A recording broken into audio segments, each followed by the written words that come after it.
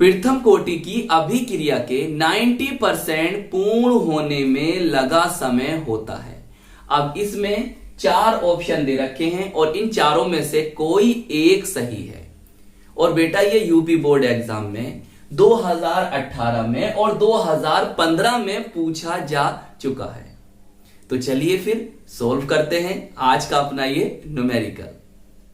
चलिए फिर बहुत ध्यान समझेंगे। देखिए हम लिख रहे हैं प्रथम कोटि की अभिक्रिया के लिए, फर्स्ट ऑर्डर रिएक्शन के लिए बात करनी है प्रथम कोटि की। अच्छा, प्रथम कोटि की अभिक्रिया का मात्रक क्या होता है मुझे बताना जरा कमेंट्स में, क्या होता है प्रथम कोटि की अभिक्रिया के लिए। ऑब्जेक्टिव क्वेश्चन में काफी बार पूछा जा चुका है प्रथम कोटि की अभिक्रिया का मात्रक, शून्य कोटि की अभिक्रिया का मात्रक। चलिए ब्लैक पेन उठाएं और ये लिखें, के बोले तो वेग स्थिरांक 0.693 upon T half, T half बोले तो अर्ध आयु काल, और इसे कह रहा हूं मैं समीकरण फर्स्ट। चलिए आगे चलते हैं। तो अभिक्रिया के 90% पूर्ण होने में लगा समय। फिर ब्लैक पेन उठाइए और ये वाला फॉर्मूला लिखिए, K is equal to 2.303 upon T। ये तो हमें बताना है, ये बताना है।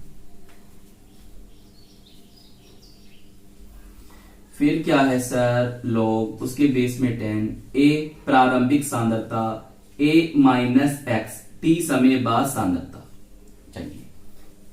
चलिए अब अपना ब्लू पेन उठाइए और लिखिए 2.303 अपॉन T log 10। देखो यह प्रारंभिक सांद्रता और 90% पूर्ण होने में लगा समय बताना है। तो 90% पूर्ण होने में लगा समय, तो प्रारंभिक सांद्रता क्या होगी बेटे, A कितना होगा 100 होगा, A क्या होगा 100 होगा, और 90% पूर्ण होने में लगा समय, तो 90% ये x जो होगा वो क्या होगा 90 होगा। सही है, एक तरीका तो ये भी होता है सॉल्व करने का। सही है, एक तरीका ये भी होता है और एक तरीका इससे अलग भी होता है, ये थोड़ा आसान पड़ जाता है।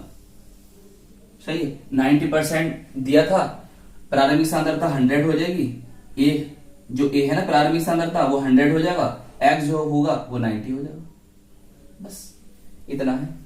देखो क्या बनता है, k is equal to 2.303 upon T log उसकी बेस में 10।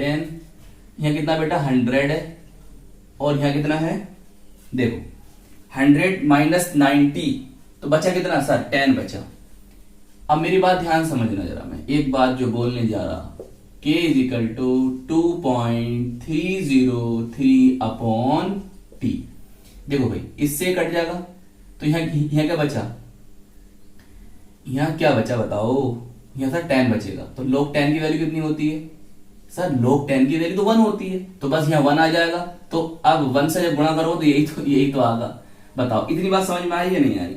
इसे मैं कह देता हूं ये मेरी समीकरण सेकंड है। चलो बताओ, देखो वीडियो पॉज करो, समझो पहले यहां तक। चलिए इतना समझ में आ गया बेटा, नोट भी करते रहो, जैसे समझ में आता है वैसे नोट भी करते रहो, या बाद में नोट कर लेना, स्क्रीनशॉट ले लेना, या फिर वीडियो पॉज करके नोट कर लियो। समीकरण फर्स्ट व समीकरण सेकंड से देखो भाई ये क्या, ये के है वेग स्थिरांक और ये भी के है वेग स्थिरांक, बस दोनों बराबर लिख दो। 0.693 अपॉन टी हाफ बराबर 2.303 अपॉन टी। सही है, मैं इसे इधर ले जाऊं, इसे इधर ले जाऊं, तो t is equal to T half is equal to 2.303 upon 0.693। देखिए जब आप इसे सोल्व करोगे, इसे इससे भाग दोगे तो क्या बनेगा पता है, क्या बनेगा सर, बनेगा ये इसका 3.3। क्या बनेगा 3.3, यह जगह दिखाई दे जाएगा। चलो दिखाई दे जाएगा। और मैं अगर t को यहां रोकता हूं और इसको इधर लेके जाता हूं तो बताओ कितना हो जाएगा? ये इतना ही हो जाएगा, t.3 इंटू t½ बोलिए, समझ रहे हो? या ऐसे भी लिख लो, ऐसे भी लिख सकते हो, ऐसे भी लिख सकते हो। लो पहले रुको रुको रुको रुको रुको रुको रुको रुको रुको, बताइए अभी समझाता हूं। समझो पहले इतना जो मैंने करा है, समझ में आया नहीं आया? अच्छा, एक बात और मैं आपको बताना चाहता हूं, वो ध्यान समझना। देखो भाई, अभिक्रिया के 90% पूर्ण होने में लगा समय, तो 90% पूर्ण होने में लगा समय, तो आप चाहो तो यहां पर ना 90 लिख सकते हो, लिख भी सकते हो और नहीं भी लिख सकते, तो आपकी मर्जी है। सही है, चाहो तो लिख सकते हो, चाहो तो छोड़ सकते हो। सही, इससे कोई फर्क पड़ने वाला तो है नहीं, मगर मैंने कुछ किताबों में इस तरह से लिखा हुआ देखा है। अरे अभी कब हो जाए ये, सही है, जो टी है आपका, चाहो तो लिख दो, चाहो तो मत लिखो, आपकी है मर्जी। सही है, आप है मर्जी के मालिक सर।